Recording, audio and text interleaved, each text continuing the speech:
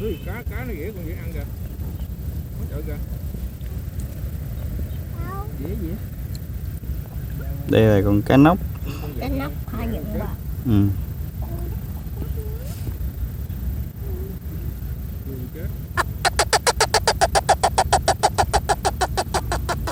Kêu gì? Cá nóc nó kêu á. Rụng gai lên.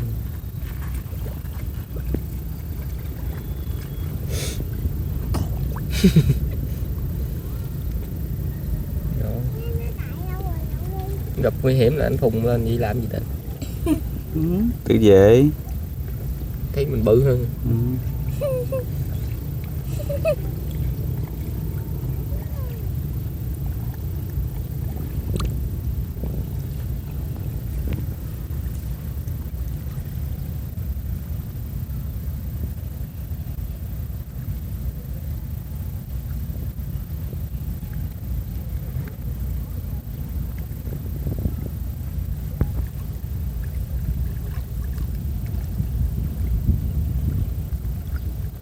Lật ngửa là nó nằm im luôn. Con này mới quỳ dễ dữ nè. Ghê lắm. Giờ chết. Lấy nước rồi. Đuổi nè. Đó.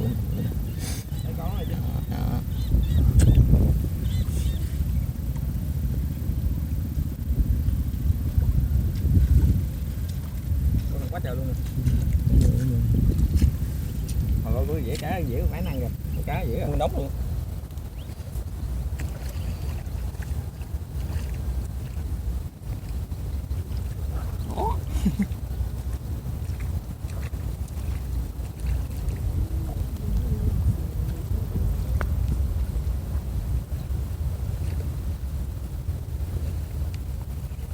Quá trời luôn rồi.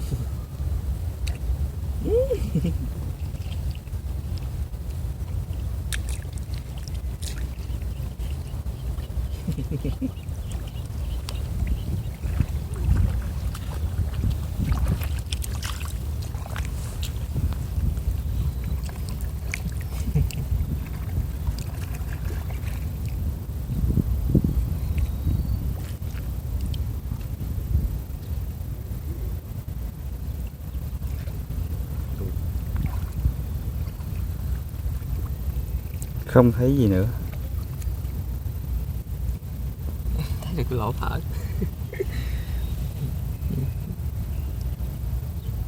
Nhìn lỗ thở đi. Vậy đi kiếm anh không đâu có khó đâu.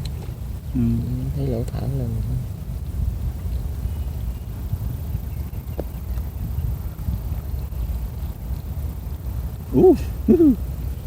Đông dữ. Có quay không?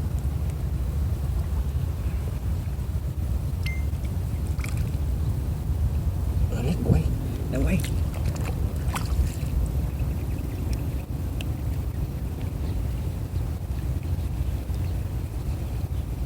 rồi có con cá này.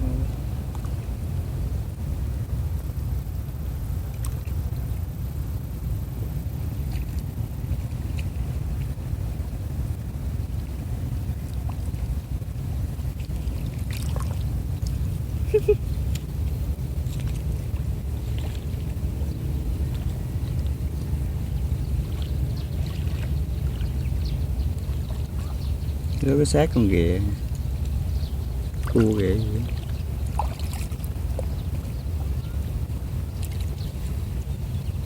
Cá dạng ghê chứ.